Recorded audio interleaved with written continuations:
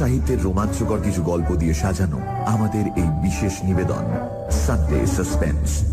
আর আজকের গল্প সত্যজিৎ রায়ের গ্যাংটকে গন্ডগোল। ফেলুদার এই রহস্য উপন্যাস প্রথম প্রকাশিত হয় 1970 সালে শারদিয়া দেশ পত্রিকায়। বই আকারে প্রথম প্রকাশ 1971-এ। প্রধান চরিত্রে শশধর বোস, নিশিকান্ত সরকার, হেলমুট উঙ্গা, ডক্টর বৈদ্য, তোপসে এবং ফেলুদা।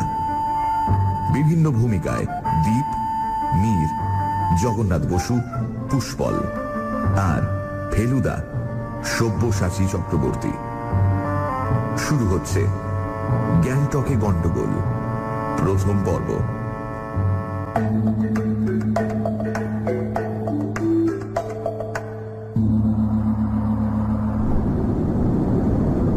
কিছুক্ষণ আগে অবধি জানলা দিয়ে বাইরে নিচের দিকে তাকালেই শুকনো হলদে মাটি আর সরু সরু সিল্কের সুতোর মতো এঁকে বেঁকে যাওয়া নদী আর মাঝে মাঝে খুদে খুদে গ্রামের খুদে খুদে ঘর বাড়ি গাছপালা দেখতে পাচ্ছিলাম। হঠাৎ কোত্থেকে জানি একটা মেঘ এসে পড়াতে সেসব আর কিছুই দেখা যাচ্ছে না। তাই মুখ ঘুরিয়ে নিয়ে এখন প্লেনে যাত্রীদের দিকে দেখছি। আমার পাশেই বসেছে ফেলুদা, তার হাতে একটা মহাকাশ ভ্রমণ সম্বন্ধে বই। ফেলুদা অনেক বই পড়ে, তবে আজ পর্যন্ত কখনো ওকে একই বিষয় নিয়ে পরপর দুটো বই পড়তে দেখিনি। কালই রাত্রে কলকাতায় দেখেছি ও তাকলামাকান মরুভূমির ওপর একটা বই পড়ছে। তার আগে ও দুটো বই একসঙ্গে পড়ছিল, সকালে একটা, রাত্রে একটা। একটা গল্পের বই, অন্যটা পৃথিবীর নানান দেশের রান্না সম্পর্কে। ও বলে, একজন গোয়েন্দার পক্ষে জেনারেল নলেজ জিনিসটা ভীষণ দরকারি। কখন যে কোন জ্ঞানটা কাজে লেগে যায় তা বলা যায় না। আমাদের লাইনে প্যাসেজের উল্টো দিকে পাশাপাশি দুটো সিটে দুজন ভদ্রলোক বসে আছেন। যিনি দূরে বসে তার শুধু ডান হাতটা আর নীল প্যান্টের খানিকটা অংশ দেখতে পাচ্ছি। হাতের আঙুল দিয়ে তিনি হাঁটুর উপর তাল ঠুকছেন, বোধহয় আপন মনে গান গাইছেন। যিনি কাছে বসে আছেন তিনি বেশ আঁট সাঁট চকচকে ভদ্রলোক। হাতের কবজিটা দেখে বেশ জোয়ান বলে মনে হলেও জুলপির কাছে পাকা চুল থাকাতে মনে হয় ভদ্রলোকের বয়স অন্তত 45 হবে। একটা স্টেটসম্যান খুলে ভারী মনোযোগ দিয়ে কি জানি পড়ছেন। ফেলুদা হলে শুধু চেহারা দেখেই লোকটা সম্বন্ধে অনেক কিছু বলে দিতে পারত। আমি সময় কাটানোর জন্য অনেকক্ষণ একদৃষ্টে চেয়ে থেকেও কিছুই বার করতে পারলাম না। ওরকম হাঁ করে কি দেখছিস? চাপা গলায় ফেলুদার হঠাৎ প্রশ্নটা চমকে দিয়েছিল। কথাটা বলে ও একবার আর চোখে ভদ্রলোকের দিকে দেখে নিয়ে বলল, যে রেটে খায় লোকটা, সে তুলনায় শরীরে তেমন চর্বি জমেনি এখনো। এটা বলতে মনে পড়ল, সত্যি ভদ্রলোক এই 1 ঘন্টার মধ্যেই 2 বার চেয়ে চা খেয়েছেন, আর সঙ্গে গোটা 3 করে বিস্কুটও। বললাম, আর কি বুঝলে? ভদ্রলোকের প্লেনে চড়া অভ্যেস আছে। কি করে জানলে? একটু আগে এই প্লেনটা একটা এয়ার পকেটে পড়ে ধড়াস করে বাম্প করেছিল, মনে আছে? হ্যাঁ হ্যাঁ, ওরে বাবা, আমার তো পেটের ভেতরটা কিরম করে উঠছিল। শুধু তুই কেন, আশেপাশে সকলেই নড়ে চড়ে উঠেছিল। একমাত্র উনি দেখলাম কাগজ থেকে চোখটি পর্যন্ত তুললেন না। আর কি বুঝলে? লোকটার মাথার সামনের দিকে চুল বেশ পরিপাটি রয়েছে, কিন্তু পেছনটা এলোমেলো হয়ে মোরগের ঝুঁটি হয়ে গেছে। সে তো দেখতেই পাচ্ছি। অথচ প্লেনে লোকটা সিটে মাথা ঠেকিয়ে শোয়নি একবারও। একটানা সোজা হয়ে বসে কাগজ পড়েছে, আর না হয় চা বিস্কুট খেয়েছে। তার মানে দমদমে ওয়েটিং রুমে।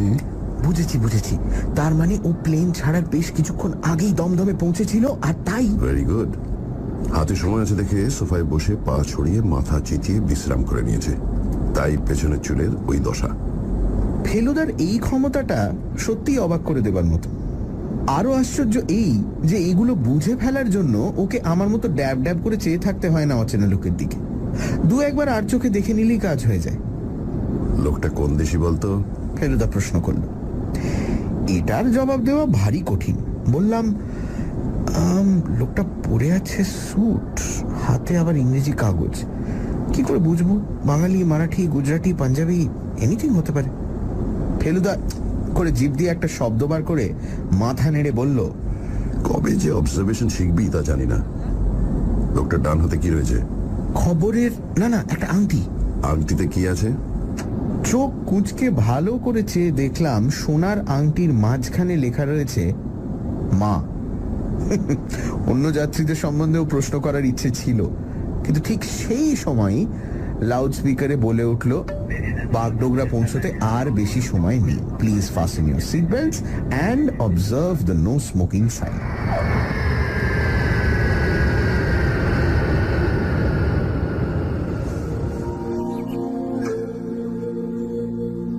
বাগডোগরা বলতে অনেকেই মনে করবে আমরা হয়তো দার্জিলিং কিংবা কালিম্পং যাচ্ছি। আসলে তা নয়, আমরা যাচ্ছি সিকিমের রাজধানী গ্যাংটকে। এর আগে গ্রীষ্মের ছুটিতে দুবার দার্জিলিং গেছি। এবারও প্রথমে দার্জিলিং এর কথাই হয়েছিল, কিন্তু শেষ মুহূর্তে ফেলুদা গ্যাংটকের নাম করলো। বাবার হঠাৎ ব্যাঙ্গালোরে একটা কাজ পড়ে গেল বলে উনি আর এলেন না। বললেন, তুই পরীক্ষা দিয়ে বসে আছিস, ফেলুরও ছুটি পাওনা হয়েছে, দিন 15 জন্য ঘুরে আয়। কলকাতায় বসে ব্যবসা গরমে পচার কোনো মানে হয় না। ফেলুদা গ্যাংটক বলল তার কারণ বোধহয় এই যে ইদানিংও তিব্বত নিয়ে পড়াশোনা করছে। সেই ফাঁকে আমিও একটা স্ভেন হেডেনের লেখা ভ্রমণ কাহিনী পড়ে ফেলেছি। সিকিমে তিব্বতের অনেক কিছুই এসে জমা হয়েছে। সিকিমের রাজা তিব্বতী, সিকিমের গুম্ফাগুলোতে তিব্বতী লামাদের দেখা যায়, সিকিমের অনেক গ্রামে তিব্বতী রিফিউজিরা এসে রয়েছে। তিব্বতের গান, তিব্বতের খাবার, তিব্বতের পোশাক, তিব্বতের মুখোশ পরা নাচ, এই সবই নাকি সিকিমে রয়েছে। আমিও তাই আর গ্যাংটক নিয়ে আপত্তি করিনি। সত্যি বলতে কি, আমার এই খুড়তুতো দাদাটির সঙ্গে যদি উলুবেড়িয়াতেও ছুটি কাটাতে হয় তাতেও আমি রাজি।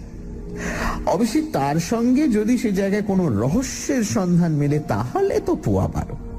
গোয়েন্দাগিরিতে ফেলুদার জুড়ি আর কেউ আছে বলে আমার জানা নেই। বাগডোগরা এয়ারপোর্টে এসে প্লেন নামলো ঠিক 7:30টায়। কলকাতা থেকেই বাবা ব্যবস্থা করে দিয়েছিলেন যাতে আমাদের জন্য একটা জিপ মজুদ থাকে। আমরা শটান জিপে না উঠে আগে এয়ারপোর্টের রেস্টুরেন্টে গিয়ে বেশ ভালো করে ব্রেকফাস্ট করে নিলাম, কারণ এখান থেকে গ্যাংটক যেতে লাগবে প্রায় 6-7 ঘন্টা। রাস্তা খারাপ থাকলে আরো বেশি লাগতে পারে। তবে ভরসা এই যে আজ সবে 14ই এপ্রিল, মনে হয় এখনো তেমন বর্ষা নামেনি। অমলেটটা শেষ করে মাছ ভাজা ধরেছি, এমন সময় দেখি প্লেনের সেই ভদ্রলোকটা একটা কোণার টেবিল থেকে উঠে রুমালে মুখ মুছতে মুছতে আমাদের দিকেই হাসি মুখে এগিয়ে আসছে। আপনারা কি ড্যাং না ক্যাং না গ্যাং? আমি তো প্রশ্ন শুনে ঘাবড়েই গেলাম। এ আবার কি হেয়ালিতে কথা বলছেন ভদ্রলোক? কিন্তু ফেলুদা তৎক্ষণাৎ হেসে উত্তর দিল, গ্যাং। গ্যাং শুনে ভদ্রলোক বললেন, জিপের ব্যবস্থা আছে? মানে সোজা কথা, আপনাদের সঙ্গে শেয়ারে লটকে পড়তে পারি কি? ফেলুদা বলল, স্বচ্ছন্দে। আর আমিও বুঝে ফেললাম যে ড্যাং মানে হচ্ছে দার্জিলিং, ক্যাং মানে হচ্ছে কালিম্পং, আর গ্যাং গ্যাংটক। ভদ্রলোক বললেন, থ্যাংক ইউ। আমার নাম শশধর বোস। তা কি ব্যাপার? ভদ্রলোক জিজ্ঞেস করলেন। হলিডে নাকি? তাছাড়া আর কি। I love Gangtok. আগে গেছেন কখনো? আগে না। ও, কোথায় উঠছেন? ফেলুদা বেয়ারাকে ডেকে বিল আনার কথা বলে দিয়ে ভদ্রলোককে একটা চারমিনার অফার করে নিজে একটা ধরিয়ে বলল, একটা হোটেলে ঘর বুক করা আছে, নাম বোধহয় স্নো ভিউ। শশধর বাবু বললেন, গ্যাংটকের নারী নক্ষত্র আমার জানা। শুধু গ্যাংটক কেন, সারা সিকিম চষে বেরিয়েছি। লাচেন, লাচুং, নামচে, নাথুলা কিছুই বাদ নেই। গ্লোরিয়াস। যেমন দৃশ্য তেমনি শান্তি। পাহাড় চান তো পাহাড়, অর্কিড চান অর্কিড, রোদ চান, মেঘ চান, বৃষ্টি চান, মিস্ট চান, আর সব পাবেন। তিস্তা, রঙ্গিত নদীগুলোর কোনো তুলনা নেই। আচ্ছা। তবে গন্ডগোল হলো রাস্তা নিয়ে, রোডস, বুঝেছেন? আসলে এদিকের পাহাড়গুলো যাকে বলে গ্রোয়িং মাউন্টেন্স, এখনো বাড়ছে, তাই একটু অস্থির, বুঝেছেন? আর কাঁচা, ইয়াং বয়সে যা হয় আর কি। ও, তার ফলেই বুঝি ল্যান্ডস্লাইড হয়? ইয়েস, আর সে বড় বেয়ারা ব্যাপার। যাচ্ছেন যাচ্ছেন হঠাৎ দেখলেন সামনের রাস্তা বন্ধ, ধসে গেছে। তার মানে ব্লাস্টিং, পাথর ভাঙো, দেয়াল তোলো, মাটি ফেলো, সে অনেক ঝক্কি। তাও আর্মি আছে বলে রক্ষে চটপট সরিয়ে নেয়। তবে এখনো বৃষ্টিটা তেমন নামেনি, তাই খুব একটা গোলমাল হবে বলে মনে হয় না। যাক, আপনাদের পেয়ে খুব আনন্দ হলো, সুবিধে হলো। একা একা এতখানি পথ যেতে হবে ভাবতে বিশ্রী লাগছিল। কোম্পানি পেলে গল্প টল্প করে সময়টা কেটে যায়। আপনিও কি চেঞ্জে যাচ্ছেন? আরে না মশাই, আমি যাচ্ছি কাজে। তবে সে এক পিকিউলিয়ার কাজ। অ্যারোম্যাটিক প্লান্টস জানেন? আপনার বুঝি পারফিউমারির ব্যবসা? ঠিক ধরেছেন, কেমিক্যাল ফার্ম। তার অনেক কাজের একটা হচ্ছে এই এসেন্স তৈরি করা। সিকিমে কিছু আমাদের ওই প্রয়োজনীয় গাছ আছে, সেটা জানি। সেগুলো সংগ্রহ করতেই যাওয়া। আমার পার্টনার আগেই গেছে, এই দিন 7 হলো। গাছপালা সম্বন্ধে অগাধ জ্ঞান, বটানিতে ডিগ্রি আছে। আমারও ওর সঙ্গে যাওয়ার কথা ছিল, শেষটাই এক ভাগ্নের বিয়ের ব্যাপারে ঘাটশিলা চলে যেতে হলো। এই কাল রাতেই কলকাতা ফিরেছি। বিল দেওয়া হয়ে গিয়েছিল, তাই আমরা উঠে পড়লাম। মালপত্র তুলে নিয়ে জিপের দিকে যেতে যেতে ফেলুদা বলল, আপনাদের কোম্পানিটা কোথায়? শশধরবাবু বললেন, বোম্বে। কোম্পানি প্রায় 20 বছর হতে চলল। আমি জয়েন করেছি ধরুন বছর 7। SS chemicals. শিবকুমার শেলভাঙ্কার, ওর নামেই নাম। বাগডোগরা থেকে শিলিগুড়ি হয়ে সেবক রোড, সেবক রোড থেকে ডান দিকে তিস্তা নদীকে রেখে রাস্তা চড়াই উঠতে আরম্ভ করে। তারপর মাঝে মাঝে নিচেও নামে, দার্জিলিং এর মতো সমানে চড়াই ওঠে না। রংপোতে গিয়ে পশ্চিম বাংলার শেষ আর সিকিমের শুরু। তিস্তার ধারেই তিস্তা বাজার বলে একটা জায়গা আছে, যেখানে একটা প্রকাণ্ড ব্রিজের উপর দিয়ে নদী পেরিয়ে উল্টো দিকের পাহাড়ের রাস্তা ধরতে হয়। তিস্তা বাজারে আমাদের জিপ থামানো হলো। রোদ থাকার ফলে বেশ গরম লাগছিল, তাই শশধরবাবু বললেন, কোকা কোলা খাবেন? আপত্তি নেই। এই জায়গাটা নাকি 2 বছর আগে তিস্তার বন্যায় একেবারে ভেসে গিয়েছিল। দোকানপাট, ঘর বাড়ি যা দেখছি সবই নাকি নতুন করে তৈরি হয়েছে। দেখেও তাই মনে হয়। ব্রিজটাও নতুন, আগেরটা জলের তোড়ে ভেঙে চুরমার হয়ে গিয়েছিল। শশধরবাবু দেখলাম পরপর 2 বোতল কোকা কোলা সাবার করে দিলেন, সেই সঙ্গে অবশ্যই আমাদেরও খাওয়ালেন। মনে মনে ভাবলাম, গ্যাংটকে আশা করি কোল্ড ড্রিঙ্ক খেয়ে শরীর ঠান্ডা রাখতে হবে না। 5000 ফুট হাইট যখন, নিশ্চয়ই এখানের চেয়ে অনেক বেশি ঠান্ডা হবে। কোক খাওয়া সেরে যখন দোকানে বোতলগুলো ফেরত দিচ্ছি, তখন লক্ষ্য করলাম কিছু দূরেই একটা জিপের পাশে দাঁড়িয়ে কয়েকজন লোক।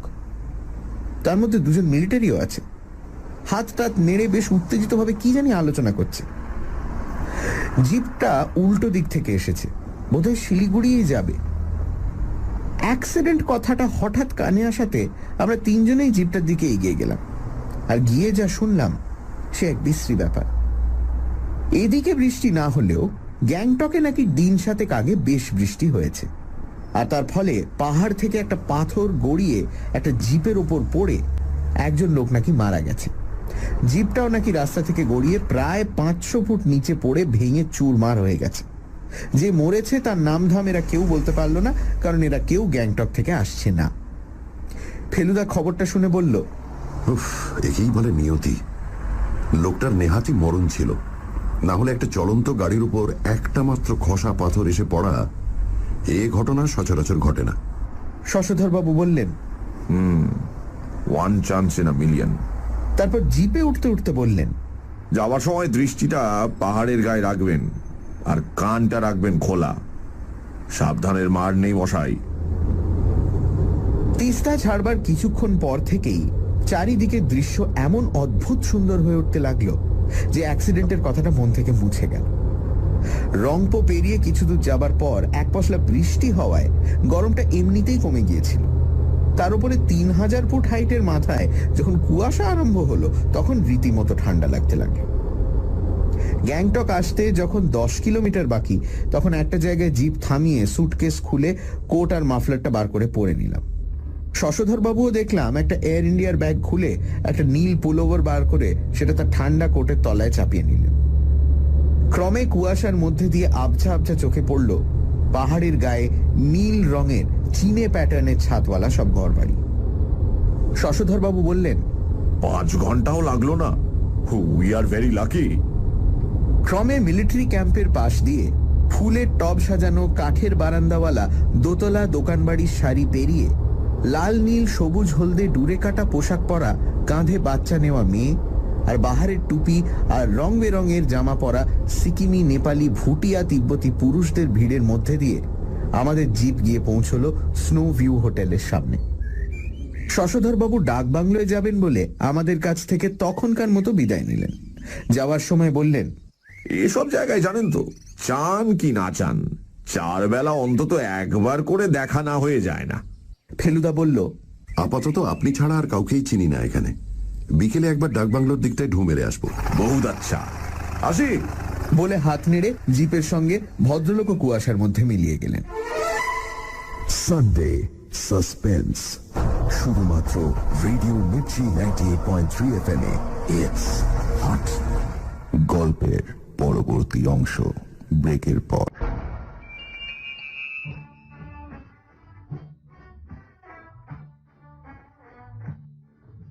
তোপসে ফেলুদা এসেছে গ্যাংটকে। পথে বাগডোগরা এয়ারপোর্টের রেস্তোরাঁয় আলাপ হলো শশধর বোসের সঙ্গে, যিনি ব্যবসার কাজে গ্যাংটক যাচ্ছেন।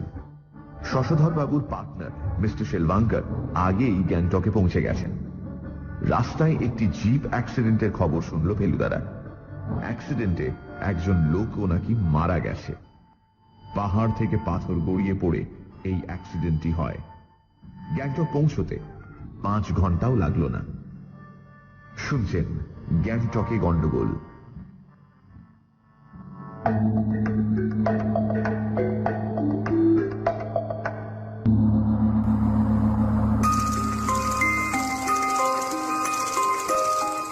আমাদের হোটেলের নাম যদিও স্নো ভিউ, আর যদিও সত্যি করেই নাকি পেছনের ঘরগুলো জানলা দিয়ে কাঞ্চনজঙ্ঘা দেখা যায়, এসে অবধি এখনো পর্যন্ত কুয়াশা কাটেনি বলে আমাদের স্নো ভিউ করা হয়নি। হোটেলের মালিক একজন পাঞ্জাবি ভদ্রলোক, নাম মিস্টার বিদ্রা। আর যেসব লোক হোটেলে রয়েছে তার মধ্যে মনে হলো মাত্র একজনই বাঙালি। এখনো আলাপ হয়নি। বাঙালি বুঝলাম কারণ দুপুরে কাঁটা চামচ দিয়ে খাবার সময় তার হাত থেকে কাঁটাটা ছিটকে মাটিতে পড়ার সঙ্গে সঙ্গে স্পষ্ট শুনলাম তিনি বলে উঠলেন, ধুত্তেরি। খাওয়া দাওয়া সেরে হোটেলের সামনেই সারি সারি দোকানওয়ালা বড় রাস্তায় বেরিয়ে 2 মিনিটের মধ্যেই ফেলুদা একটা পানের দোকান আবিষ্কার করে সেখান থেকে একটা মিঠে পান কিনি। বলল, এই জিনিসটা যে এখানে পাওয়া যাবে তা ভাবিনি।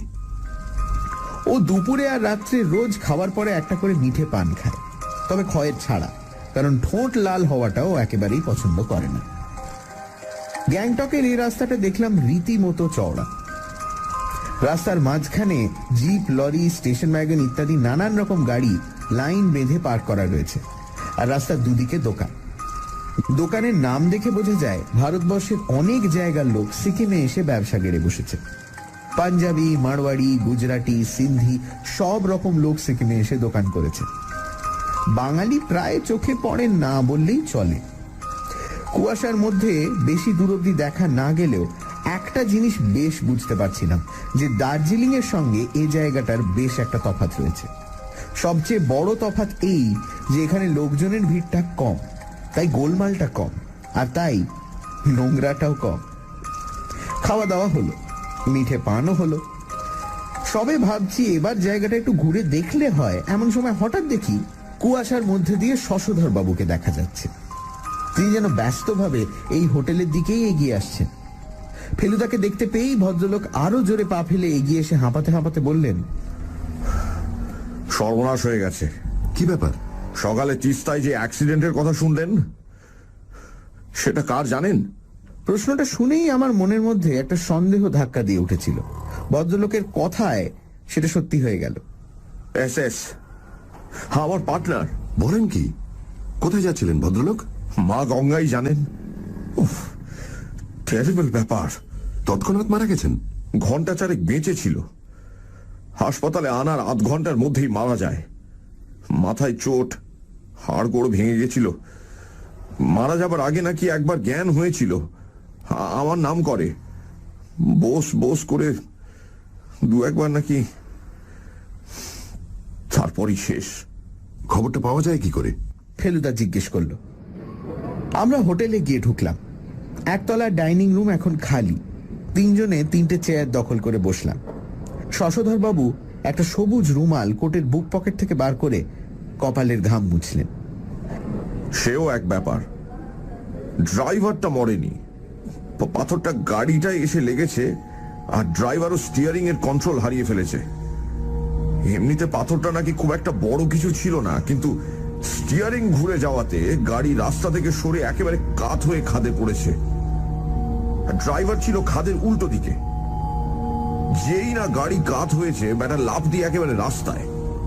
মাইনার ইনজুরি, এই বাঁ চোখের পাশটায় সামান্য একটু ছড়েছে, দ্যাটস অল। জিপ এদিকে, শেলভাঙ্কার সমেত একেবারে 500 ফুট নিচে। নর্থ সিকিম হাইওয়েতে অ্যাক্সিডেন্ট। ড্রাইভারটা সেখান থেকে গ্যাংটকের দিকে হাঁটতে আরম্ভ করেছে খবরটা দেবে বলে। পথে কিছু নেপালি মজুরদের দেখে তাদের সঙ্গে করে নিয়ে গিয়ে এসএস এর বডি উদ্ধার করে। তারাই বয়ে আনছিল, এমন সময় একটা আর্মি জিপ এসে পড়ে। তারপর এই হাসপাতাল, তারপর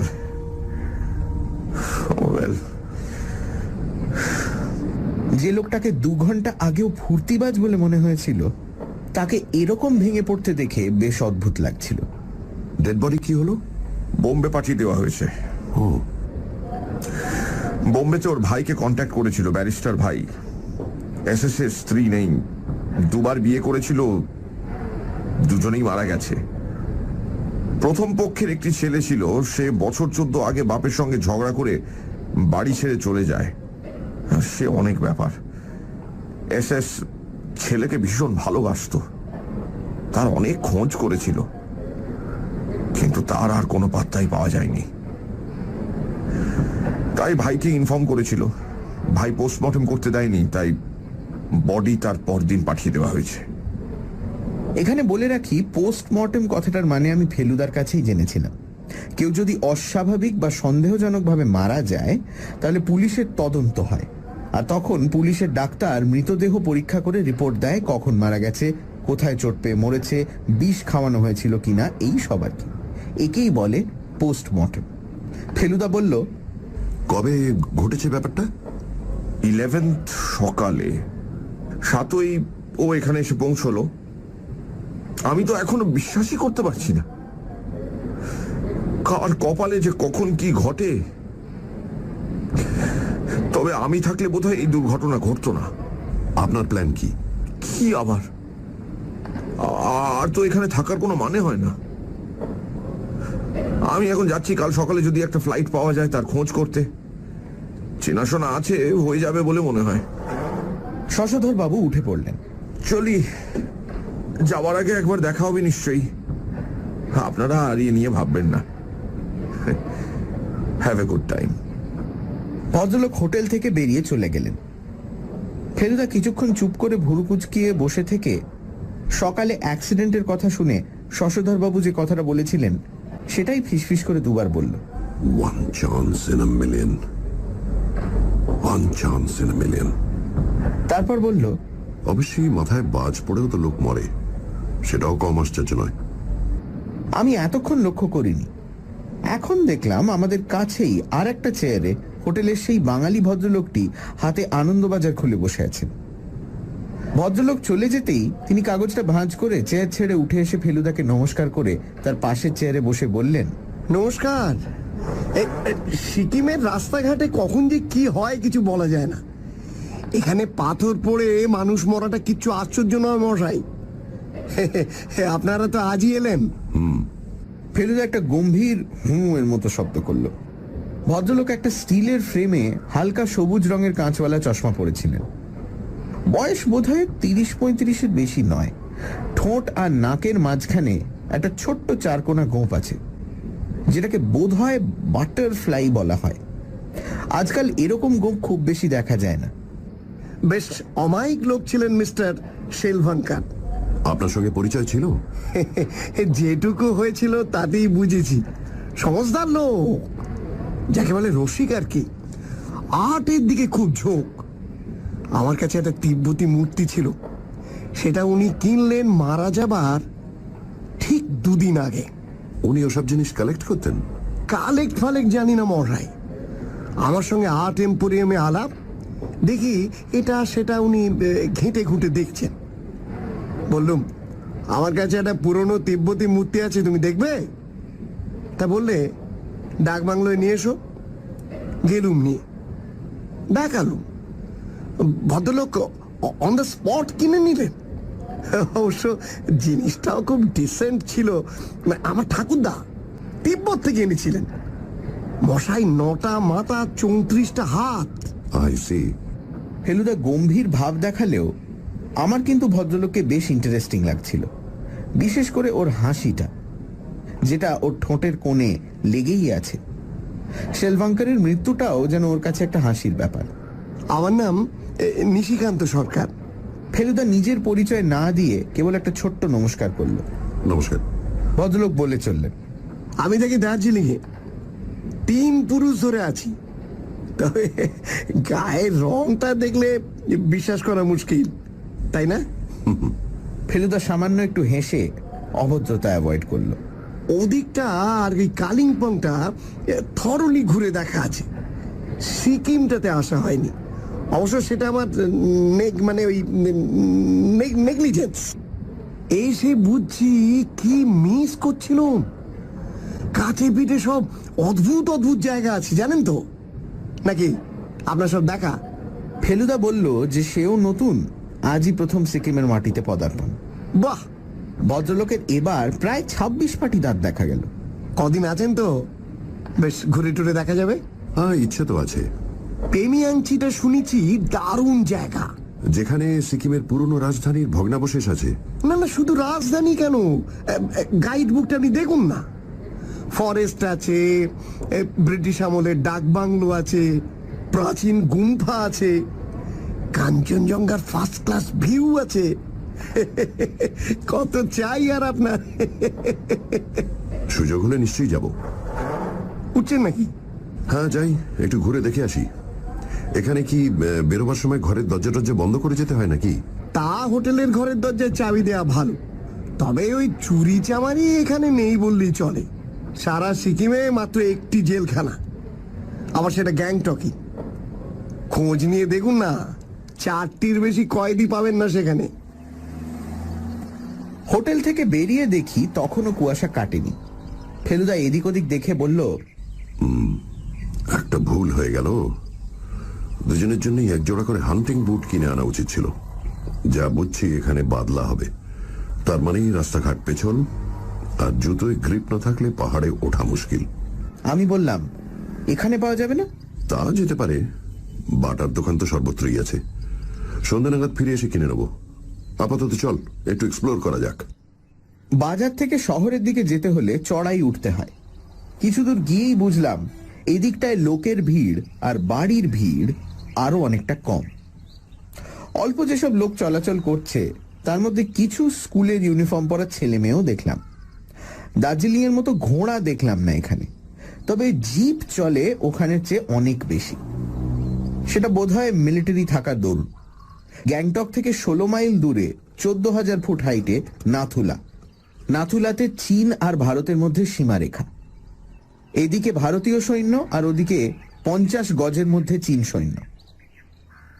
আরো কিছু দূর হেঁটে যাওয়ার পর একটা মোড়ের মাথায় এসে কুয়াশার মধ্যে দিয়ে হঠাৎ একটা ঝলমলে রং চোখে পড়ল।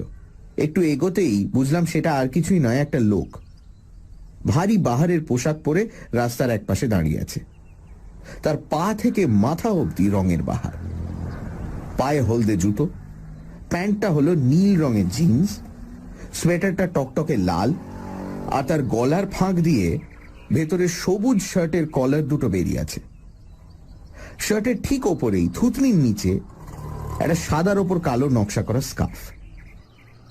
লোকটার মুখের রং হালকা হলদে আর ফ্যাকাশে গোলাপি মেশানো, আর চুল, শুধু চুল নয়, দাড়ি গোঁপো বাদামি রঙের।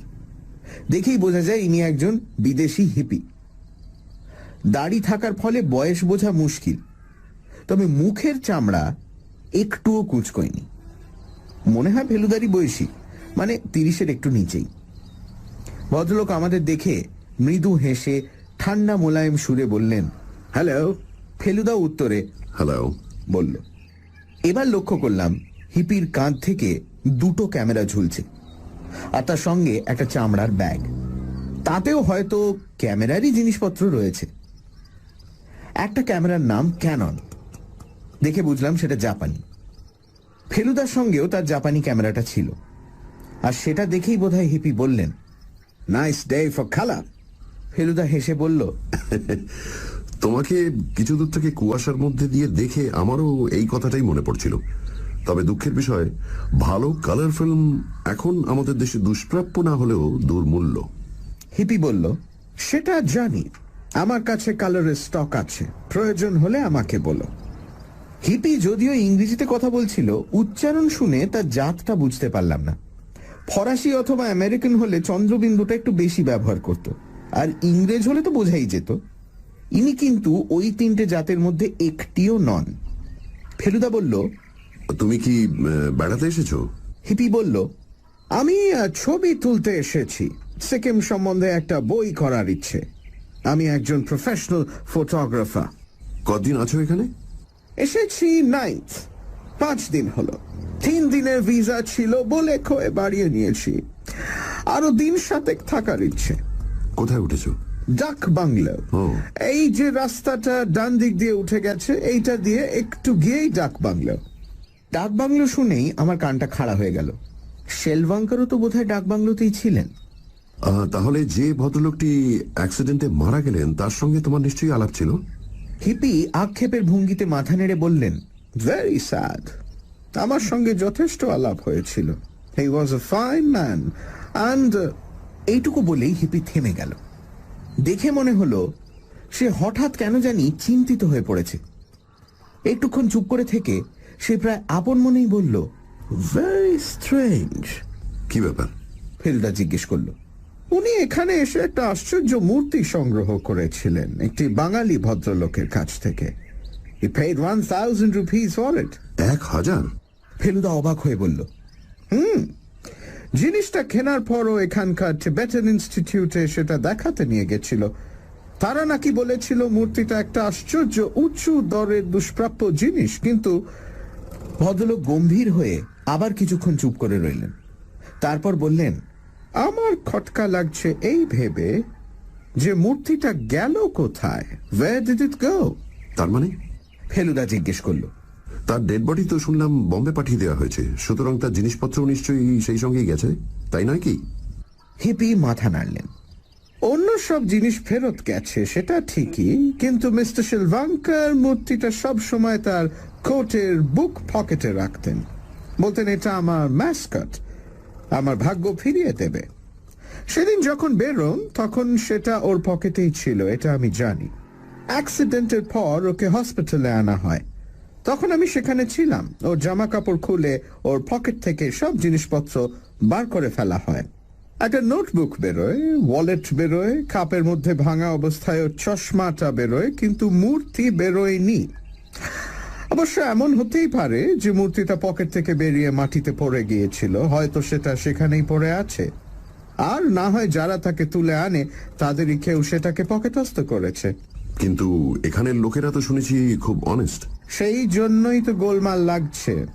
হিপি থুতনিতে হাত দিয়ে মাথা হেঁট করে কিছুক্ষণ ভাবলো।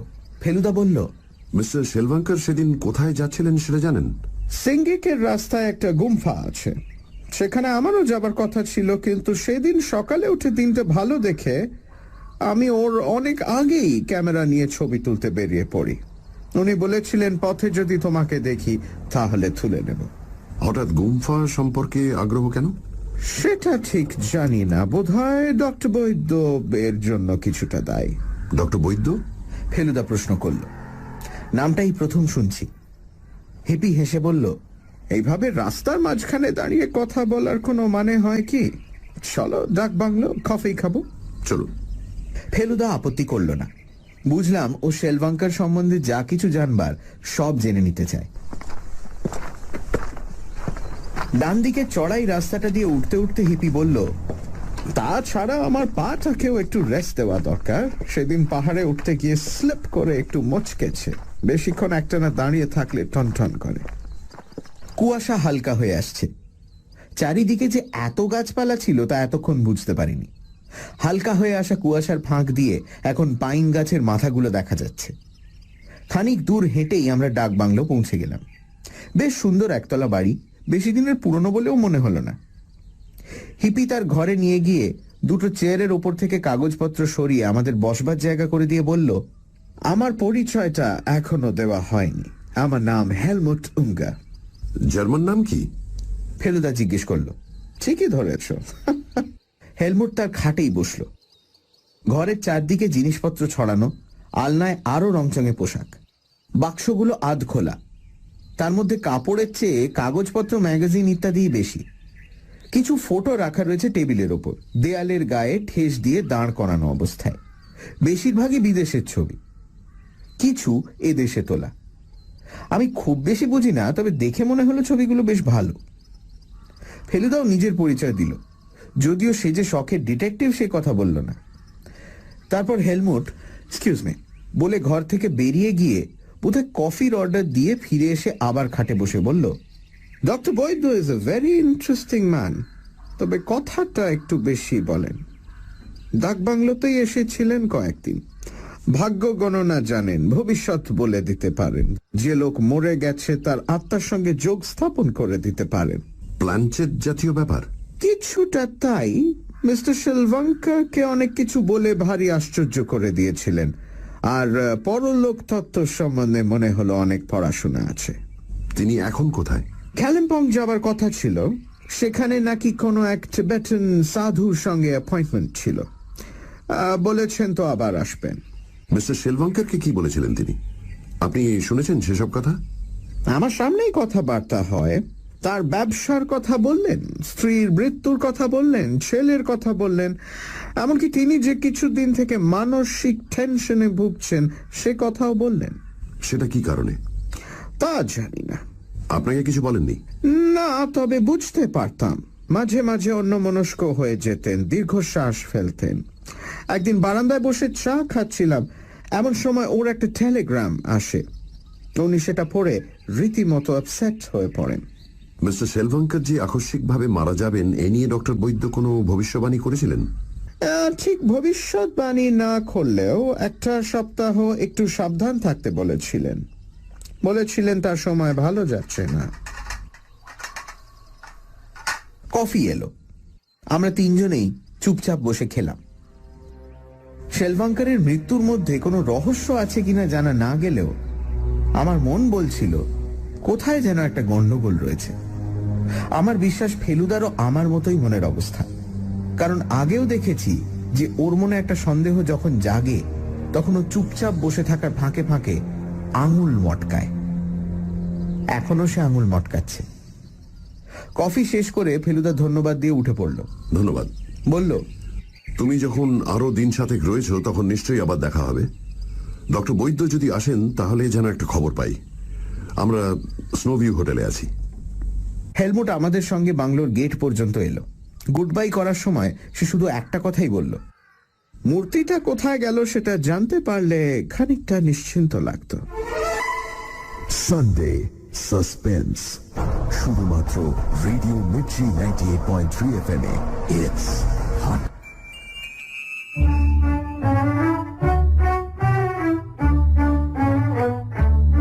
তোপসেরা উঠেছে স্নো ভিউ হোটেলে। সেখানে শশধর বাবু এসে একটা দুঃসংবাদ শোনালেন। সকালে যে অ্যাক্সিডেন্টের কথা হচ্ছিল সেই অ্যাক্সিডেন্টে মারা গেছে শশধর বাবুর পার্টনার মিস্টার শেলভাঙ্কার। ড্রাইভার বেঁচে গেছে। শশধর বাবু বোম্বে ফিরে যাচ্ছেন ইমিডিয়েটলি। হোটেলে আর এক ভদ্রলোক ছিলেন, নিশিকান্ত সরকার। তিনি আলাপ করলেন ফেলুদাদের সঙ্গে। নিশিকান্ত বাবুর কাছে একটি তিব্বতী মূর্তি ছিল। সেই মূর্তিটা কিনেছিলেন শেলভাঙ্কার। ফেলুদাদের সঙ্গে দেখা হলো এক বিদেশি ভদ্রলোকের, নাম হেলমুট উঙ্গা। তিনি একজন প্রফেশনাল ফটোগ্রাফার। শেলভাঙ্কার যে মূর্তিটি কিনেছিলেন সেটি তার অ্যাক্সিডেন্টে মৃত্যুর পর আর খুঁজে পাওয়া যায়নি। এছাড়া এখানে আর এক ভদ্রলোকের কথাও জানালেন হেলমুট, ডক্টর বৈদ্য, যিনি ভাগ্য গণনা, প্ল্যানচেট ইত্যাদি নিয়ে চর্চা করেন। ডক্টর বৈদ্য নাকি শেলভাঙ্কারকে বলেছিলেন তার সময়টা ভালো যাচ্ছে না। শুনছেন গ্যাংটকে গন্ডগোল।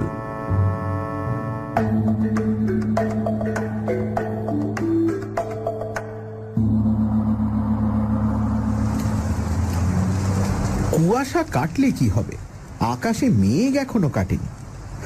অল্প অল্প ঝিরঝিরে বৃষ্টিও পড়ছিল, তবে এরকম বৃষ্টি ভালোই লাগে।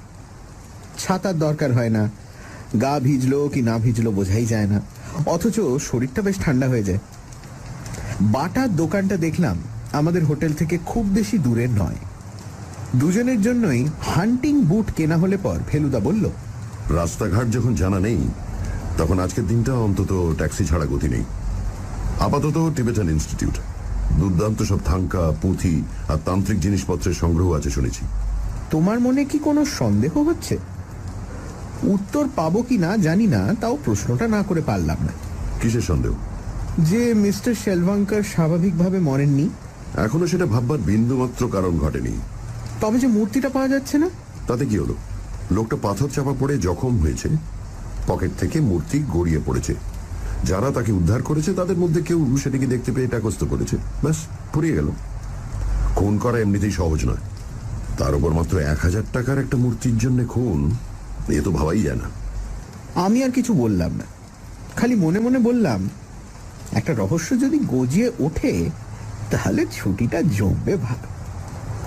সারি সারি দাঁড়ানো জিপের একটার দিকে এগিয়ে গিয়ে তার নেপালি ড্রাইভারকে ফেলুদা জিজ্ঞেস করলো, ভাড়া জায়গা? লোকটা বলল, कहाँ जाएगा? টিবেটান ইনস্টিটিউট মালুম হ্যাঁ? हाँ, बैठ जाइए। আমরা দুজনেই সামনে ড্রাইভারের পাশের সিটটায় বসলাম। ড্রাইভার গলায় মাফলারটা জড়িয়ে নিয়ে মাথায় একটা ক্যাপ চাপিয়ে জিপটা ঘুরিয়ে যে পথে আমরা শহরে এসে ঢুকেছিলাম সেই পথের উল্টো মুখে চলতে লাগলো। ফেলুদা একটা সিগারেট ধরিয়ে লোকটার সঙ্গে বাতচিত আরম্ভ করে দিল। কথা অবশ্য হিন্দিতেই হলো, আমি সেটা বাংলায় লিখছি। এখানে সেদিন যে অ্যাক্সিডেন্টটা হয়েছে সেটার কথা তুমি জানো? वो तो सब जानता है। সে ড্রাইভার তো বেঁচে আছে, তাই না? हाँ, उसका भाग्य बहुत अच्छा है।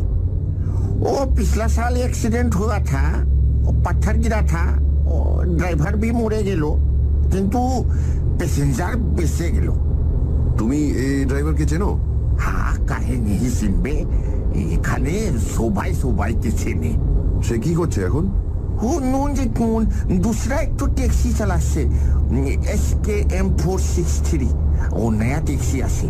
ও, অ্যাক্সিডেন্টের জায়গাটা তুমি দেখেছো? हाँ, वो तो नॉर्थ सिक्किम हाईवे पे है, यहाँ से 10 किलोमीटर। কাল একবার নিয়ে যেতে পারবে? চিনো পারবো না সাহেব। তাহলে কাজ করো, 8টা নাগাদ বেরোবো সকালে। আমরা স্নোভিউ হোটেলে থাকি, তুমি চলে এসো। হিসাব একটা জঙ্গলের মধ্যে দিয়ে খাড়াই পথ ধরে উঠে গিয়ে টিবেটান ইনস্টিটিউট। ড্রাইভার বলল জঙ্গলে নাকি খুব ভালো অর্কিড আছে, কিন্তু সেসব দেখবার সময় এখন নয়। গাড়ি একেবারে সোজা ইনস্টিটিউটের দরজার সামনে গিয়ে থামলো। প্রকাণ্ড দোতলা বাড়ি, তার গায়ে বোধহয় তিব্বতী ধাঁচেরই সব নকশা করা। চারদিক এত নির্জন আর নিস্তব্ধ যে একবার মনে হলো ইনস্টিটিউট হয়তো বন্ধ হয়ে গেছে, কিন্তু কাছে গিয়ে দেখি দরজা খোলা। দরজা দিয়ে ঢুকেই দেখি একটা প্রকাণ্ড হল ঘরে এসে পড়েছি। তার দেয়ালে লম্বা লম্বা ছবি ঝুলছে, এগুলোকেই বোধহয় বলে থাঙ্কা। আর মেঝেতে রয়েছে নানান রকম খুঁটিনাটি জিনিসপত্রে বোঝাই সারি সারি কাঁচের আলমারি আর শোকেস। কোন দিকে যাব বুঝতে পারছি না, এমন সময় একজন ঢোলা সিকিমি পোশাক আর চশমা পরা ভদ্রলোক আমাদের দিকে এগিয়ে এলেন। ফেলুদা তাকে ভীষণ ভদ্রভাবে জিজ্ঞেস করল, ডক্টর গুপ্ত আছেন কি? ভদ্রলোক ইংরেজিতে উত্তর দিলেন, আই এম সরি, কিউরেটর সাহেব আজ অসুস্থ। I am his assistant. কিভাবে আপনাদের সাহায্য করতে পারি বলুন? ফেলুদা বলল, না মানে একটা বিশেষ ধরনের তিব্বতী মূর্তি সম্বন্ধে আমি একটু ইনফরমেশন চাচ্ছিলাম। নামটা জানি না, তবে কোনো এক দেবতার মূর্তি, তার 9টা মাথা আছে আর 34টা হাত। ভদ্রলোক হেসে মাথা নেড়ে বললেন, yes yes, Jamantak Jamantak. Tibet is full of strange gods. আমাদের কাছে একটা জমন্তকের মূর্তি আছে, এসো দেখাচ্ছি। কিন্তু ওর বেস্ট স্পেসিমেন এই কিছুদিন আগে একটি ভদ্রলোক আমাদের দেখাতে এনেছিলেন। Unfortunately he is dead now. Oh, I see. প্রয়োজনে ফেলুদার অ্যাক্টিং দেখবার মতো। আমরা ভদ্রলোকের পিছন পিছন একটা আলমারির দিকে এগিয়ে গেলাম। যে মূর্তিটা ভদ্রলোক বার করে আমাদের সামনে ধরলেন সেটা চেহারা ভয়ঙ্কর। 9টা মুখের প্রত্যেকটাতেই একটা হিংস্র ভাব, প্রায় রাক্ষসের মতো। এবার ভদ্রলোক মূর্তিটাকে চিৎ করে দেখালেন তার তলায় একটা ফুটো। এই ফুটোর ভিতর নাকি মন্ত্র লেখা কাগজ পাকিয়ে ঢুকিয়ে রাখা হয়, আর তাকে নাকি বলে সেক্রেড ইন্টেস্টাইন। মূর্তিটাকে আলমারিতে রেখে ভদ্রলোক বললেন, যিনি মারা গেছেন তার মূর্তিটা ছিল মাত্র 3 ইঞ্চি লম্বা, কিন্তু কি আশ্চর্য সুন্দর কারুকার্য, সোনার মূর্তি আর তাতে নানা রকমের পাথর বসানো। চোখ দুটো ছিল রুবি পাথরের।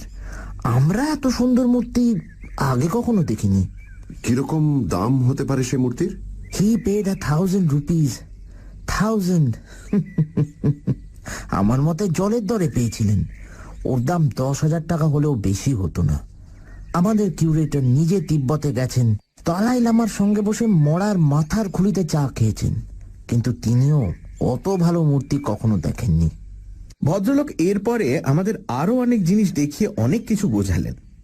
ফেলুদা সেসব মন দিয়ে শুনলেও আমার কোনো কথাই কানে ঢুকল না।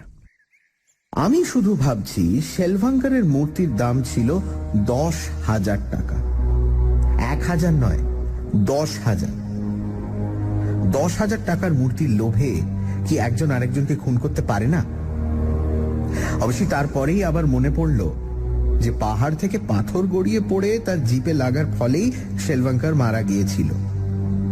তাই যদি হয় তাহলে তো খুনের কথাটা আসেই না। টিবেটান ইনস্টিটিউট থেকে বেরোবার সময় আমাদের গাইড ভদ্রলোক হেসে বললেন, কিন্তু যমন্তক সম্বন্ধে হঠাৎ লোকের এত কৌতূহল হলো কেন বুঝতে পারছি না। তোমরা ছাড়া আরেকজনও জিজ্ঞেস করে গেছেন। ও যিনি মারা গেছেন তিনি কি? না না না, তার কথা বলছি না, আরেকজন। কে মনে পড়ছে না? ভদ্রলোক কিছুক্ষণ ভেবে মাথা নেড়ে বললেন, না, শুধু প্রশ্নটা ছাড়া এখন আর কিছুই মনে পড়ছে না। আসলে সেদিন এখানে একদল আমেরিকান এসেছিলেন, আমাদের চোগিয়ালের অতিথি। তাদের নিয়ে এত ব্যস্ত ছিলাম যে আর। ইনস্টিটিউট থেকে বেরিয়ে যখন জিপে উঠছি তখন দেখি চারিদিক অন্ধকার হয়ে এসেছে। ঘড়িতে 5টা বাজতে 5 মিনিট। দিনের আলো এত শিগগির যাওয়ার কথা নয়। জিপ জঙ্গল থেকে খোলা জায়গায় বেরোনো মাত্র বুঝতে পারলাম পশ্চিমে ঘন কালো মেঘই এই অন্ধকারের কারণ। ড্রাইভার বলল, दिन का टाइम में इधर कोई गड़बड़ नहीं होता, जितना लफड़ा रात में होता है सब। আজ আর ঘোরাঘুরির কোনো মানে হয় না, তাই আমরা হোটেলে ফিরে যাওয়াই স্থির করলাম। গাড়িতে ফেলুদা কোনো কথা বলল না। ও যে কি ভাবছে তা বোঝার কোনো উপায় নেই। তবে ওর চোখ যে কাজ করে চলেছে তাতে কোনো সন্দেহ নেই। চলন্ত গাড়ির জানলার বাইরে সবকিছুর দিকেই ওর সজাগ দৃষ্টি। কোনো নতুন জায়গায় এলেই, আগেও দেখেছি, ফেলুদা এইভাবেই প্রায় জায়গাটাকে গিলে খায়। আর একদিন যদি আমরা এই রাস্তা দিয়ে যাই, আমার বিশ্বাস ফেলুদার পরপর সব দোকানের নাম মুখস্থ হয়ে যাবে। আমি যে কবে ফেলুদার চোখ আর মেমরি পাবো তা জানি না। অবশ্যই আমার বয়স এখন মাত্র 15 আর ওর 28।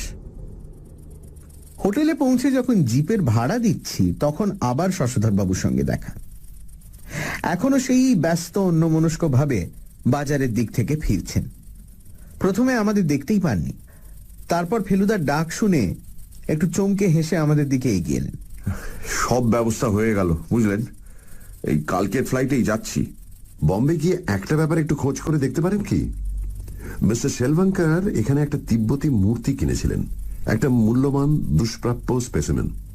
সেই মূর্তিটা তাঁর জিনিসপত্রের সঙ্গে ফেরত গেছে কিনা। নিশ্চয়ই দেখব, কিন্তু আপনি ব্যাপারটা জানলেন কি করে? ফেলুদা সংক্ষেপে নিশিকান্ত বাবু আর হিপির কাছে যা জেনেছে সেটা বলল। সব শুনে টুনে শশধর বাবু বললেন, বুক পকেটে মূর্তিটা রাখাটাই ওর পক্ষে স্বাভাবিক বলে মনে হচ্ছে। He had a great passion for art objects. তারপর হঠাৎ মুখের ভাব একদম বদলে ফেলুদার দিকে চেয়ে একটা অবাক হাসি হেসে বললেন, ভালো কথা, আপনি যে ডিটেকটিভ সেটা তো আমাকে বলেননি। আমার তো চক্ষু ছানা বড়া। ফেলুদারও দেখি মুখ হাঁ হয়ে গেছে। কি করে জানলেন? ভদ্রলোক হাসতে হাসতে তার মানি ব্যাগ থেকে একটা কার্ড বার করে ফেলুদাকে দেখালেন। এই যে। আমি জানি সেটা ফেলুদারি কার্ড। তাতে লেখা আছে প্রদোষ সি মেটা, প্রাইভেট ইনভেস্টিগেটর। আপনি যখন জিপের শেয়ারটা দিচ্ছিলেন তখনই বোধহয় আপনার কার্ডটা ব্যাগ থেকে সামনের সিটে পায়ের কাছে পড়ে গিয়েছিল। বাংলোয় যখন নামছি তখন ড্রাইভারটা আমায় কার্ডটা দেয়। ভালো করে পড়ে দেখিনি, কারণ চশমাটা ছিল না হাতের কাছে। তারপর থেকে যা গন্ডগোল, এটার কথা ভুলেই গিয়েছিলাম। এনিওয়ে, এটা আমি রাখছি। আর এই নিন আমার কার্ড। যদি কোনো গোলমাল দেখেন আর মনে করেন আমার আসা দরকার, জাস্ট একটা টেলিগ্রাম করে দেবেন। আর্লিয়েস্ট অ্যাভেলেবল ফ্লাইটে চলে আসবো। কখন যাচ্ছেন আপনি? এই কাল ভোরে। হয়তো আপনাদের সঙ্গে আর দেখা হবে না। যাকে আসি। Have a good time. বড় বড় বৃষ্টির ফোঁটা পড়তে আরম্ভ করেছে। ভদ্রলোক হাত তুলে গুড বাই করে হনহনিয়ে বাংলোর দিকে চলে গেলেন। ঘরে এসে ফেলুদা বুট মোজা খুলে হাত পা ছড়িয়ে খাটের ওপর শুয়ে পড়ে বলল, উফ, সত্যি আজ এই প্রথম দিনে এত রকম ঘটনা ঘটলো যে উফ ছাড়া আর কিছু বলা যায় না। তুই ভেবে দেখ। ফেলুদা সিলিং এর দিকে তাকিয়ে বলল, একটা ক্রিমিনালের যদি 9টা মাথা হতো তাহলে কি সাংঘাতিক ব্যাপার হতো। পেছন থেকে সে খপ করে ধরার আর কোনো উপায়ই থাকতো না। আর 34টা হাত, সেও সাংঘাতিক। 17 জোড়া হাতকড়া না থাকলে অ্যারেস্ট করা যেত না। বাইরে বৃষ্টি আরম্ভ হয়ে গেছে। ঘরের আলোটা জ্বালিয়ে দিলাম। ফেলুদা তার হাত বাক্সটা খুলে তার থেকে তার বিখ্যাত নীল খাতাটা বার করলো। তারপর শোয়া অবস্থাতেই খাতাটা খুলে বুকের ওপর রেখে পকেট থেকে কলমটা বার করে লেখার জন্য তৈরি হলো। শেলভাঙ্কার যেভাবেই মরে থাকুক না কেন, ফেলুদা যে অলরেডি রহস্যের গন্ধ পেয়েছে আর তদন্ত শুরু করে দিয়েছে, সেটা আমার বুঝতে বাকি রইল না। বলতো, এখানে এসে এখন পর্যন্ত কার কার সঙ্গে আলাপ হলো? প্রশ্নটার জন্য আমি মোটেই তৈরি ছিলাম না, তাই প্রথমটা কিরকম হকচকিয়ে গেলাম। ঢোক গিলে বললাম, একেবারে বাগডোগরা থেকে শুরু করতে হবে নাকি? দৌড় গর্ধব, এখন যারা গ্যাংটকে রয়েছে তাদের মধ্যে বল। এক, শশধর বাবু। পদবী? দত্ত। তোর মুন্ডু? ও সরি, বোস। কেন এসেছেন এখানে? ওই যে বললেন কি সুগন্ধি গাছের ব্যাপারে। অত দায়সারা ভাবে বললে চলবে না। দাঁড়াও, ভদ্রলোকের পার্টনার মিস্টার শেলভাঙ্কারকে মিট করতে। ওদের একটা কেমিক্যাল কোম্পানি আছে যার অনেক কাজের মধ্যে একটা কাজ হলো। ওকে, নেক্সট। হিপি। নাম? হেলমেট। মোট? মেট নয়, হেলমোট। হ্যাঁ, হেলমুট। পদবী? উঙ্গার। আসার উদ্দেশ্য? Professional photographer. সিকিমের ছবি তুলে একটা বই করতে চায়। 3 দিনের ভিসা পেয়েছিল বলে কয়ে বাড়িয়ে নিয়েছে। নেক্সট। নিশিকান্ত সরকার, দার্জিলিং এ থাকেন। 3 পুরুষের বাস, কি করেন জানি না। একটা তিব্বতী মূর্তি ছিল। শেলভাঙ্কারকে দরজায় টোকা পড়ল। কামেন। ফেলুদা ভীষণ সাহেবী কায়দায় বলে উঠল, ডিস্টার্ব করছি না তো? নিশিকান্ত সরকারের প্রবেশ। একটা খবর দিতে এলুম। ফেলুদা সোজা হয়ে বসে ভদ্রলোককে খাটের পাশে চেয়ারটা দেখিয়ে দিল। নিশিকান্ত বাবু তার সেই অদ্ভুত হাসি নিয়ে চেয়ারে বসে বললেন,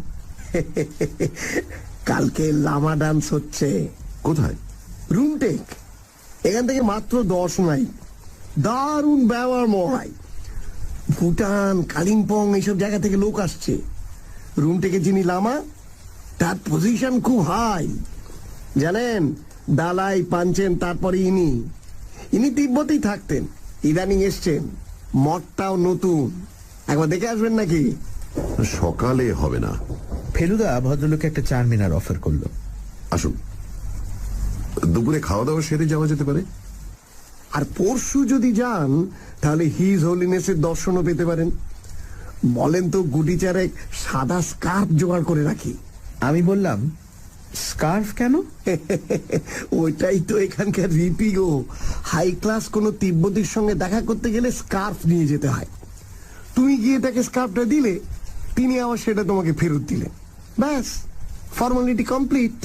লামা দর্শনে কাজ নেই, তার চেয়ে নাচটাই দেখা যাবে। আমারও তো তাই মত মরায়। আর গেলে কালই যাওয়া ভালো, যা দিনকাল পড়েছে। এরপর রাস্তাঘাটের কি অবস্থা হবে বলা তো যায় না। ভালো কথা, আপনি আপনার মূর্তির কথা কি শেলভাঙ্কার ছাড়া আর কাউকে বলেছিলেন? নিশিকান্ত বাবু জবাব দিতে দেরি হলো না। ঘুণা করেও না মশাই, নট এ সোল। কেন বলুন তো? না, এমনি জিজ্ঞেস করছি। এখানকার দোকানে গিয়ে ওটা একবার যাচাই করবো ভেবেছিলুম, তবে তারও প্রয়োজন হয়নি। দোকানি শেলভাঙ্কারের সঙ্গে আলাপ হয়ে গেল। তারপর সোজা ডাক বাংলোয় গিয়ে জিনিসটা দিয়ে আসি। অবশ্য উনি একদিন রেখে তারপর দামটা দিয়েছিলেন। নগদ টাকা? না না, সেটা হলে তো সুবিধেই হতো আমার, কিন্তু ক্যাশ তো ছিল না ওর কাছে, চেক দিয়েছিলেন। দাঁড়ান। নিশিকান্ত বাবু তার ওয়ালেট থেকে একটা ভাঁজ করা চেক বার করে ফেলুদাকে দেখালেন। আমিও ঝুঁকে পড়ে দেখে নিলাম। ন্যাশনাল অ্যান্ড গ্রিনলেস ব্যাংকের চেক, তলায় দারুণ পাকা সই, এস শেলভাঙ্কার। ফেলুদা চেকটা ফেরত দিয়ে দিল। কোথাও কোনো মানে সাসপিসাস কিছু দেখলেন নাকি মশাই? মুখে সেই হাসি নিয়েই নিশিকান্ত বাবু জিজ্ঞেস করলেন। না। ফেলুদা হাই তুলল। ভদ্রলোক উঠে পড়লেন।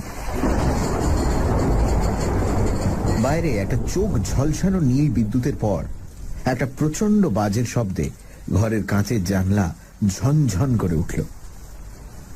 নিশিকান্ত বাবু দেখলাম ফ্যাকাশে হয়ে গেছেন। বাদ জিনিসটাকে না মোটে বরদাস্ত করতে পারি না।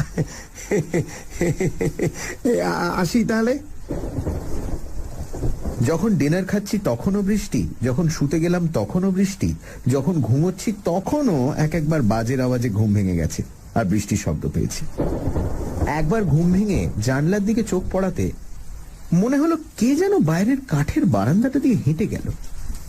কিন্তু এই দুর্যোগের রাতে কে আবার বাইরে বেরোবে?